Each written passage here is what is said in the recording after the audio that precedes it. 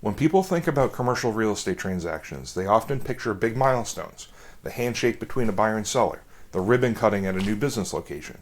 But what you don't see is the behind the scenes work that makes those moments possible. I want to pull back the curtain and show you what really happens during a commercial real estate closing and why having the right attorney on your team is so important. So let's start with the purchase and sale agreement.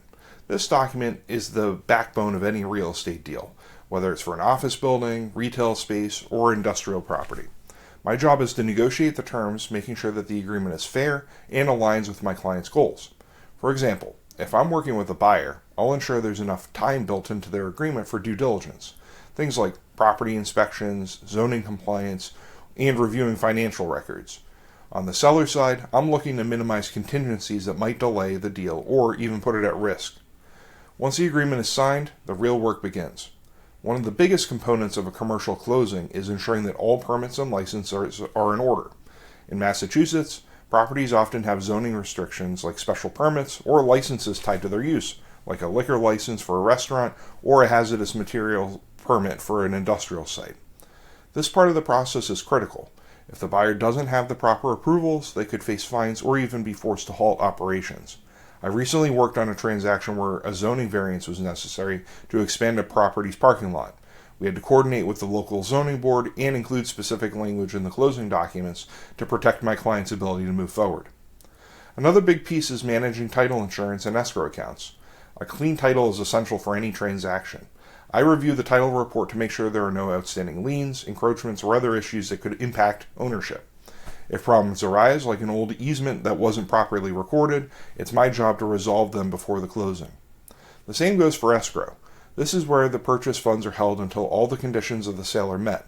As the attorney, I ensure that the escrow instructions are clear and that funds are released only when everything is in place. One area where I add a lot of value is coordinating with the other parties involved in the transaction.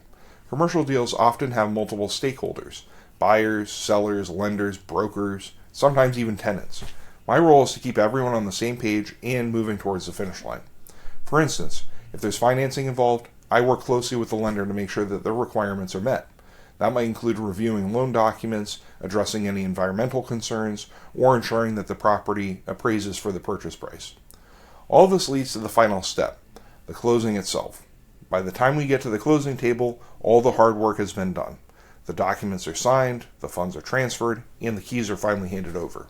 It's a moment for celebration, but it's also a result of weeks or months of detailed work behind the scenes. So why does this matter to you?